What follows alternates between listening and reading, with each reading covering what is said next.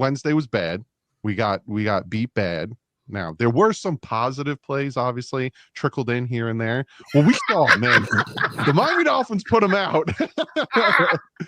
And then yesterday was better. It was better yesterday. Not saying that they won the day, but it was definitely better. Alan, what did you see Wednesday, and what was the difference yesterday?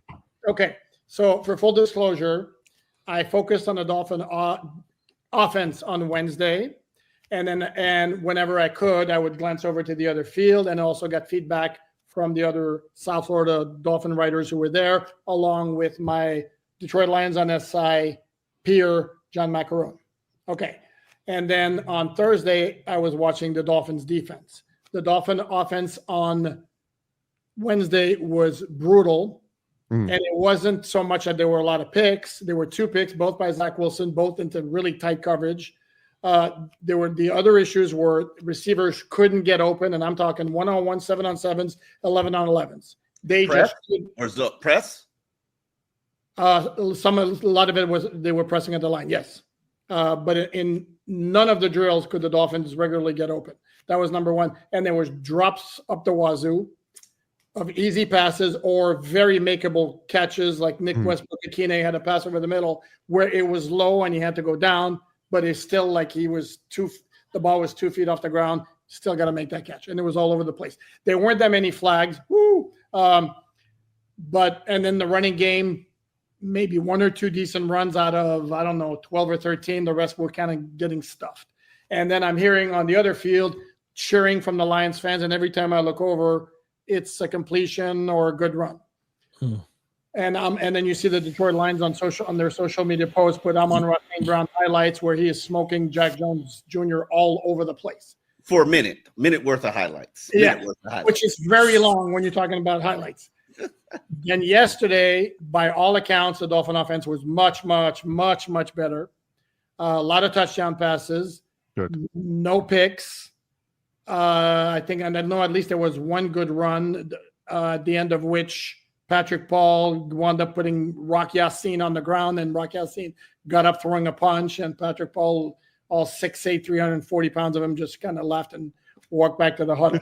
On the other side, though, and there was like a fabulous catch by D. Eskridge. I'm sure you saw it on the Dolphins social media. I was like, if I'm facing the field, that play was right to the right of me, and I saw it, and it was like, and I put this on social media. You tell me the last time a Dolphin receiver made that kind of catch in a game.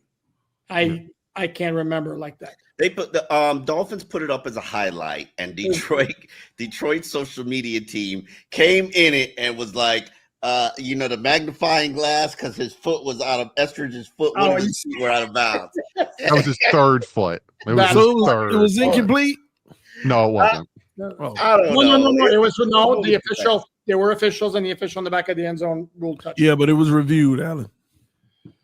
No, it was his DS third has foot. been balling. Let's not take it from him. He's been a top 10 performer for me in camp. Me. Yes, but he was bad. He was bad on Wednesday though. Oh, he was. Alan, he dropped the pass, and then the defense on Thursday just flat out was smoked. I mean, like bad. No pass rush. Couple of 2 or 3 long gains by the Lions on the ground, pretty much always to the right side, which is where Penei Sewell resides. And then in pass coverage, good luck. And with the Dolphins, when it goes from Tua to Kyle Wilson, Zach Wilson, or Quinn Ewers, with the Lions, when it goes from Jared Goff to Kyle Allen or Hendon Hooker. By the way, Hendon Hooker, Omar, you and I, we liked him coming out of the draft. No. But with Jared Goff, I mean, it was like this, and it wasn't only Amon-Ra St. Brown again against everybody, but it was also Jameson Williams, who might be the biggest trash talker I've seen in a while. The guy cannot make a catch without looking at the DB and like doing this. And he had the one play also in the Lions highlights where he beat Kendall Sheffield at the line and then just outran him. And you were there in Chicago when Kendall Sheffield told us he once ran a 4.26, and I'm like, really? Hey man, he was timed. I think I saw in his 40 he was timed fast at the combine. Well, yeah, I've watched him all training camp, and the long speed's always been a problem. I don't disagree with you. I make the point of saying this defense can only play zone Do you feel comfortable with a defense that with a secondary that can only play zone? And at some point, they're going to have to play press. At some point, I think. But hey. No, I think Storm Duck's strong enough to play press. I don't know if he's got the technique for it. He's certainly strong enough. I don't know if Kendall Sheffield's got necessarily the physique for it. I wanted to make a point on that on the long touchdown. His 50-yard pass from Jared Goff after Williams beat Sheffield off the line, go behind him very easily. And you see the highlight from the Detroit angle, and you see Iffy Melifonwu coming in at the end, and the dude's like jogging. And I'm like, dude, seriously? I mean, he wasn't making the play regardless, but can you at least go all out? You see the banner across the bottom. If you're going to any games this year, we got a sponsor. SeatGeek, your boys made it. We're big time. We got SeatGeek as a sponsor. Very, very awesome site. I actually use it all the time, especially when I go to Mets games and I go to the Dolphins Jets game up here. Check them out. Over 28 million downloads. SeatGeek is the #1 rated ticket app. There's more than 70,000 events listed on SeatGeek, including concerts, sports, festivals, and more. Use the promo code FINS for $20 off your first tickets at SeatGeek. That's $20 off your first purchase using the code FINS. The link is in the description. Go check them out. Like I said, I use them all the time. Very good, fast, easy, reliable. So yeah, a bad day for the defense. Both practices. Let me ask you a question. Did Iffy look respectable as a starter in practice against his old team? He had a couple of decent plays. I mean, they ended the practice on Thursday with like a situation where both first team offenses have the ball at their 40, down 4 minutes left. And the Lions ended like about the 25-yard line on the last play of the game, and there was a pass breakup by Iffy in the end zone. He made another play in 7-on-7s against Jamison Williams. And by the way, those two fought on Wednesday because Iffy says that Jamison Williams put his hands on him. It wasn't just trash talking, put his hands on him. Yeah, maybe. Jury's still out. Okay. Hey, Alan, on Thursday, did the defense of Detroit play man press as much as they did Wednesday, or did they go into zone? Because I didn't observe enough, and I'll be honest with you, I don't recall hearing that. That didn't come up with either of the soft floater writers or my Lions on SI peer, so I couldn't tell you. All right. So here's the question, and this is probably the question of the title of the video. These joint practices, especially against Chicago, where we had the situation with an agreement that they went back on, and now you have Detroit with 2 days. Do you think these types of practices are going to make this team tougher? Start with Omar on that one. Oh, sorry. Oh, yeah. Yeah, absolutely. I think so. I mean, Chicago, you proved that you could run the ball, and that's a step in the right direction. In the game, you proved that you can score in short yardage, with the exception of the first series. With Detroit, here's the thing: weren't they 15-2 last year? Weren't they 15-2? That changes the subject. What's that got to do with physicality? No. But I'm just saying, very, very good. I didn't expect the Dolphins to go in there and be like, yeah, we're the Dolphins. Like, that's a team that's on a different level than you are. And I love what Mike said Wednesday, where he was like, yeah, we didn't accidentally decide to do joint practices with Detroit and to decide to do two joint practices with Detroit. Like, and keep in mind, teams also choose who they play in the exhibition season. So this was intentional. You went to go play two physical teams that play and are built a different way than you're built, because intentionally you need to be tough. You need to get tougher. You need to be physical. And what I liked about what I saw in Chicago, and unfortunately I didn't get to see it with my own eyes in Detroit, is I saw people cowering in Chicago. I took names. I noticed who fought. I noticed who cowered. And I was like, please, ow. No.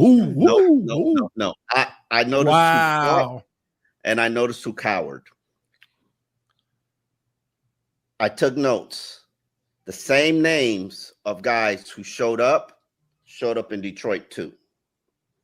And to me, those are the people that I want to invest in. Those are the people that I want to build a foundation with. I'll give you one name, Patrick Paul. I could ride with you.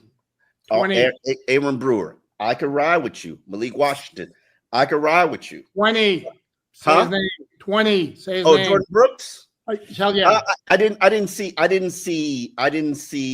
I saw you were watching defense in Chicago. So yes, I don't know, but I was watching offense. I'm really just focused on mostly offense. So I can't tell you who were the dogs on defense. I really can't.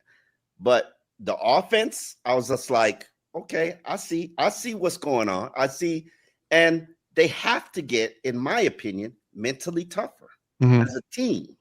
And it starts with Tua. It truly does.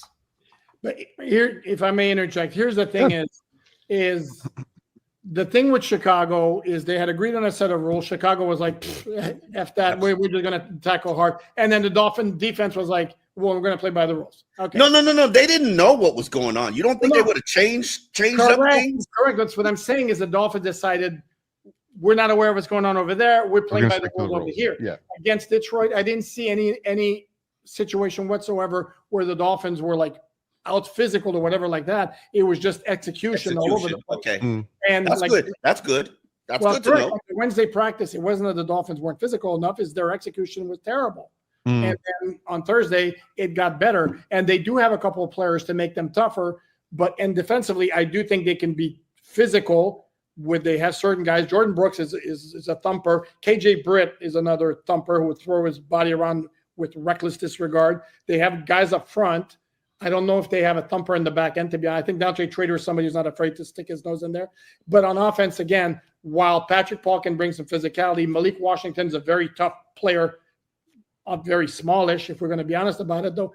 But the thing is, their offense always remains predicated on finesse and speed and misdirection. So there's only so much physicality and toughness that you can exhibit while running that kind of offense. I think if you can run an inside zone pair that with your outside zone, it adds a different element to it. Now you have to have a back that can run that inside zone, and that back suffered a neck injury last week. So it's going to be a challenge, but I don't think it's impossible.